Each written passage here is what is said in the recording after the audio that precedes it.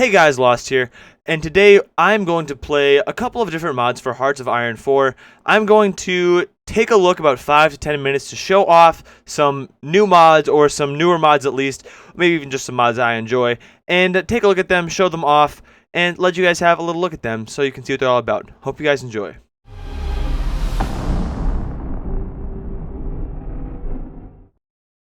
Up first at number 3 is a slightly newer mod, or at least a mod that has been kind of up in the mainstream recently, and that is the Zombie Horde infection scenario, which I think is pretty interesting. It's pretty cool, and I'm going to show you guys a little bit of it.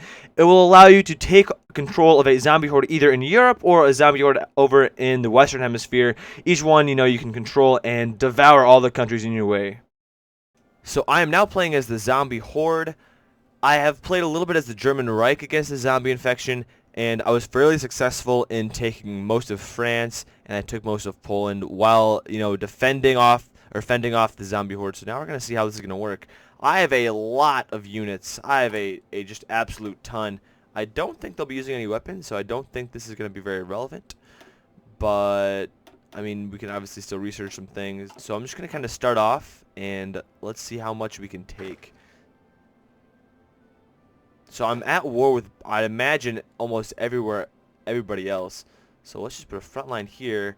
Let's draw this real quick, and let's just see what I can do. Go aggressive, and let's start this thing. Go. Well, it's happening way faster than when I was playing, because it took quite some time for the zombie horde to work its way up. But realistically, I mean, they'd be pretty quick. Oh, they're sending me help. Thanks, Germany. And we're off.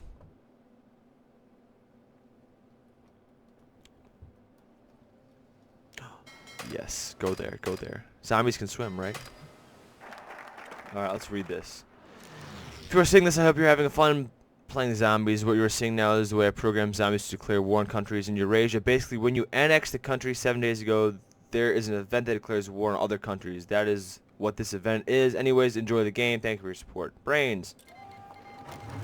Okay, so the more you play, the more countries you take, the more it will automatically declare war on you. Got it. Let's become a communist zombie horde. Let's do that. Liberate. Wow, I could liberate all these places. All right, we'll take it. We're taking France. France is mine.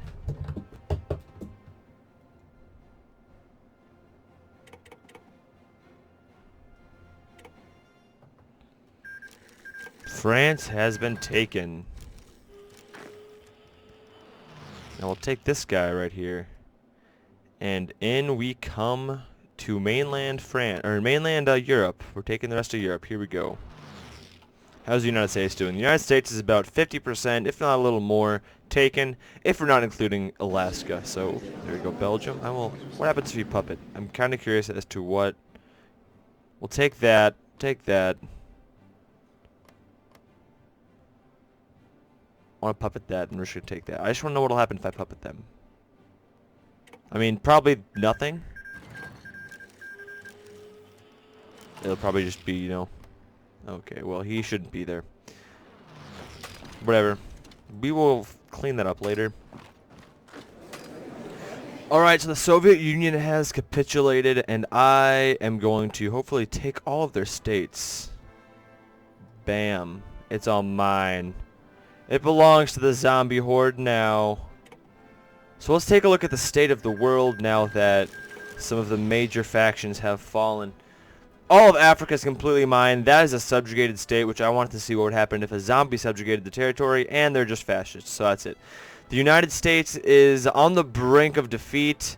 They are being cornered off in the upper Midwest and the northeastern parts of the country. South America is all taken, as well as Central America. My advance on the western side of the German Reich completely collapsed because I simply ran out of zombies and I could not recruit any more on this area, so they retook all that land. However, now I have all of my forces that are about to amass on the eastern side and sweep through the German Reich. So that's what my plans are. I'm going to bring everybody else back up, and we're going to break through the east side and finish it off. I have some people over here kind of cleaning up the scraps of these just kind of random countries. So this will take a little longer because I have to consolidate my forces over here, but this should be fun. And I'll probably come back once I'm a little closer to completely dominating the world with my zombie horde.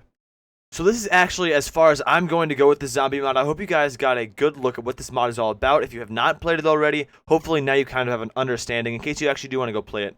Looking over there at the United States is still fighting off the zombie horde. I imagine it will take quite some time before they fall to the zombies, if they even do. Looking at the German Reich, my western offensive has fallen to the Germans, and now I'm only hitting them from the east, which is going to take some more time. Back over there in Asia, the lions are being pushed back, and the zombies are swarming through. So that is all for this mod. I've taken a lot of the world. It's a very fun mod. I encourage you guys to play it.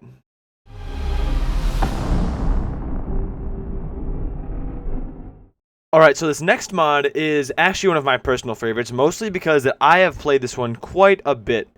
This is the Millennium New Dawn mod. It gives you the option to play in the year 2000 or the year 2016. It also gives all of the modern day countries in those two different little time periods that you can play as, and I think it's super cool because there's a lot of events that take place in modern day that I think are pretty cool, and you get to mess around with it and kind of reshape the world in a modern day setting, which you don't get to do in the other parts of the game. So welcome to the Millennium New Dawn mod. We are going to start in the year 2000, and that is for a couple of reasons.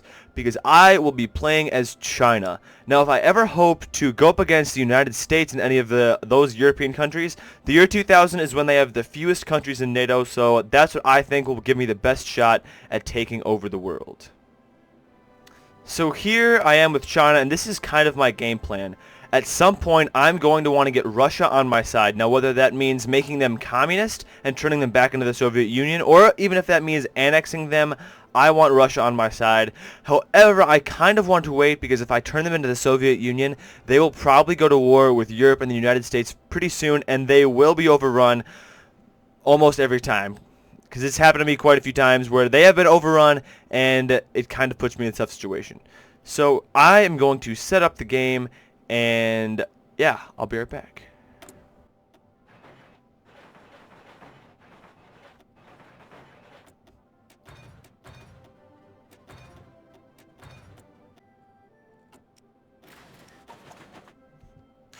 Okay, so I've set everything up. I have researched what I need to research. My focus tree is going. So my first plan is I'm going to take Mongolia and a few of the smaller countries around me, and then I'm going to start puppeting some of the other states so I have more allies on my side. Alright, I'm going to declare war on Mongolia, and it should take about 30 seconds for me to just march right through their territory and take all of their country. In the meantime, I am following the more aggressive path of China so that I can justify war goals faster. I could have followed the peaceful rise, but I've tried that before and it didn't really work out well for me, so I would much rather just have it under my control of what's going on than have to rely on other countries sometimes.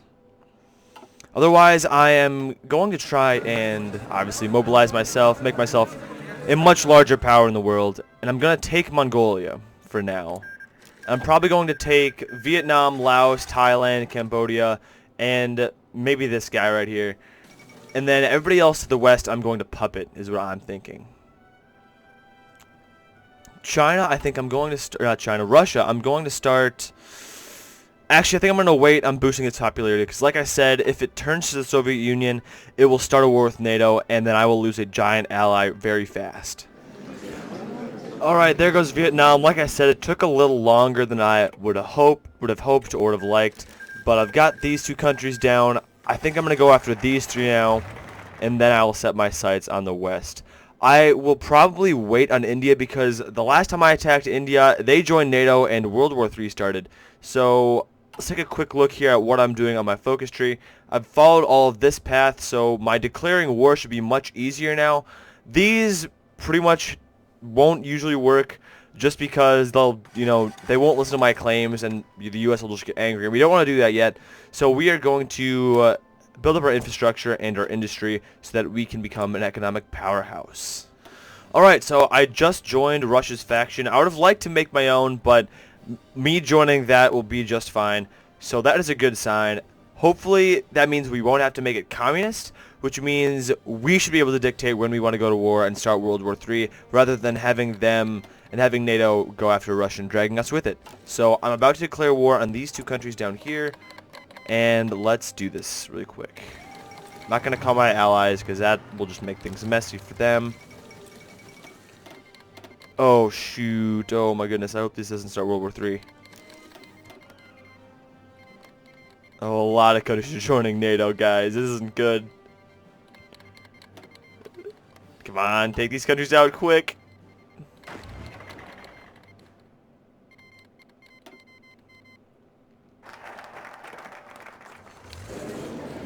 Alright, let's take that.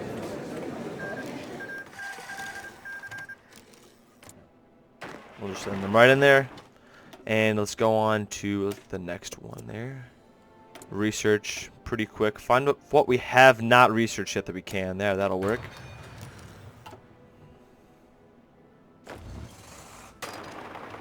So NATO just got much larger.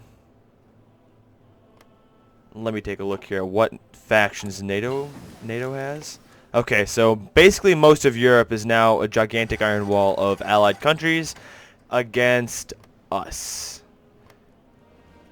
See, Russia is building up its forces on their western frontier, but they do not have enough soldiers. Maybe they could take Ukraine and maybe this country right here, but once you get into like Poland and all of this, there's just too much.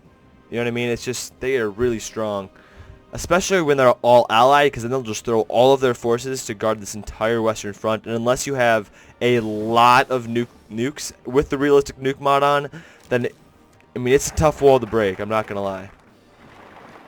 So essentially at this point, I'm kind of doing a pretty ragtag job of sending troops in because these are pretty small countries, but at this point essentially I am fighting a proxy war with the rest of Europe because Europe is sending in volunteers to these little countries that we're fighting against. And I have a feeling these mountainous countries are going to be pretty tough to take. Not like I'll lose a lot of guys or anything, but it's just going to take a while to get through these mountains because they are well defended, and they're, like I said, they're hard to take. Alright, so that took quite a little bit of time. I ended up coming down through these little countries up here, and somehow Russia managed to break through here. I don't know how, but I think we're just going to puppet these countries like we've been doing, and maybe Russia will grab some of its own, but I'm going to start puppeting Pakistan and some of these ones right here. Okay, Russia's taking that. I think I'm just going to let them take it because I don't want to have to hold all that territory.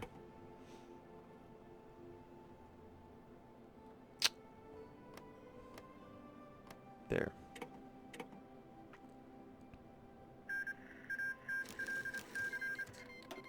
Ooh, Turkey just joined. Ooh, that's interesting. Turkey just joined. Oh, never mind. I could have sworn it just said they joined our faction. So one thing I want to say as we're getting to the end with this mod is that since there are such a large population in so many countries, the armies become very large, which means it takes a long time to get things done in this mod. I will say that this is not going to be a quick mod to play. However, don't let that get you down. I do find it best that if you play this mod with a friend, that it makes things much easier, because this is, like I was saying, such a great mod. I really do enjoy getting to play in the modern day. So that is all for this mod. Let's move on to number 1.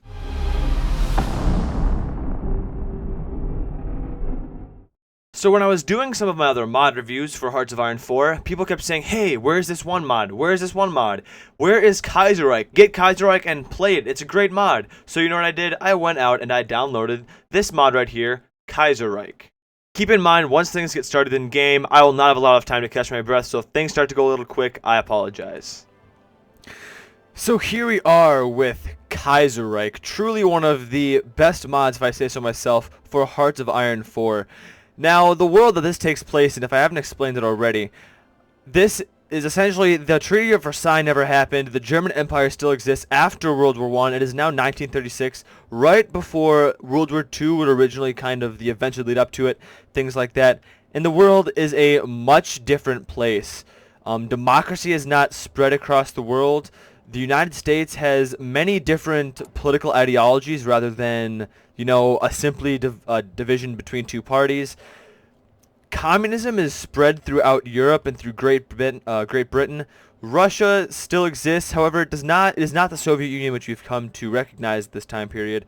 Overall, things are not as cut and dry, simply one side or the other like World War I and World War II might have been. There are a lot of smaller factions. So first off, I'm going to take a look at here France. They're part of the Third International, which is essentially the communist countries, and Great Britain will at one point become will join the same faction. You also have the, I believe, Entente is how you pronounce it, left over from World War I, which is essentially Canada, Australia, and India, a few other kind of just middleman countries. And then you have, obviously, the German Empire. You have the, if I can pronounce this right, the Mitteleuropa. The Middle Europa, I think I'm saying that right, which is all of the, I guess, victorious countries after World War II or World War I. So I'm going to set my game up here right now, and then I will come back. So I have finished kind of starting off what I'm doing. I've began working on my equipment. I am recruiting some Panzer divisions at the moment, and I've put my things to research. So right now I'm going to take a look at the focus tree, and you will realize this will become more important once I start the game. So right now we're just going to start with imperial restructuring to give us some political power, because the political power plays a lot more of a role in this mod than in the normal game. Let the money flow. Now coming up here is going to be a Great Depression of sorts, which is something we're gonna have to deal with, and I will probably follow the chain of the aftermath of Black Monday, which will come up here, which is, like I said, kind of the Great Depression. And we're going to want to get out of that pretty quick so that our factories can go back to pumping out as many resources as they can. We're also going to want to follow the restructure chain of command path, because that will remove, oh, there's the Black Monday, which is going to significantly decrease the efficiency cap and our factory outputs. And we'll look at that in a second. Like I said, the restructure the chains of command, because that will remove the victors of the Weltkrieg, which is right over here, which decreases the research time significantly, and we're going to want to get rid of that. We're also going to want to do a couple more things. Quenched militarism, we want to get rid of that, because this makes going to war much more difficult. So we'll have to follow, I believe, which path was that? I think it's right here. Yeah, we're going to want to follow that path too. So there's a couple things we have to do. We're going to have to follow this path and these paths. This is kind of our main focus for right now. So we're going to let this play out, hopefully get some more. Oh man, we're losing political power like crazy. And here is another, man, things are happening so fast. Sorry if I'm going too fast for you guys. This is another option that can happen. Many options do come up. You know, you have to deal with them, which will affect your political power, and this is an example of one of them. So what I'm going to do is I'm going to limit how much political power I'll lose. So I'm going to pick the guarantee the holdings of the private individuals. You can go back and take a look at these things as we go. Yeah, we'll do that one. We're going to, we're going to do something a little different. The Ottoman Empire, obviously, during World War I, they were on the side with Germany, and whenever I played through, I would offer Crete to the Ottomans, and we'd eventually get a non-aggression pact, which is great. But other than that, they don't really come on my side as an ally, so I'm going to, let's see, the Greeks. Kingdom of Greece. Do I want to bolster them, or should I keep the Ottoman Empire? I'm going to try something different, and I'm going to offer it to the Greeks. I mean, worst comes to worst, we'll fight the Ottoman Empire, but I think we'll be able to do it with all the allies I have. So we're going to speed it back up again. Cool. Low stability. See? Got low stability. That's not good. Great. And which means, what does low stability grant us? Does it show us? Where was it? Oh, right here. Low stability, factory output, and organization, national unity is all down. So great. We want, okay, another thing in this mod. Another thing in this mod is the party's unity. We're going to want to keep more of our party in power as much as possible. So for at least in the beginning, actually for right now, we're going to say no just so that we can get some political power back. But later on, we'll probably get our party some more strength, and then we'll pretty much forget about it, because in the later game, once you have full party unity, you'll be pretty much good. No, refuse such preposterous demands as voting rights for women. Now, obviously, for the sake of the mod, we're just going to do that one. And that option will actually come up more throughout the game, you know, trying to grant voting rights for women, but we're going to say no because we don't want to lose more political power. Alright, so a major change has happened in the world. Liberia has asked for protection, but why, you might ask? Because the United States is in for a second civil war. So yes, we're going to have them become our allies, and we're going to take a look at the United States now for a little bit. And this is something super unique and I think is super interesting about this mod, and that is the United States is becoming split up by a few different factions. Now, when I have played this mod before, there are actually 3 different factions. Oh, there we go. That's what I was looking for. The Pacific States of America, the Second American Civil War. You can take a look at that and read that if you want. Then you have the American Union State and a combined Syndicate States of America. There you go. I have to check that out. Send equipment. We are going to send... Send volunteers? You know what?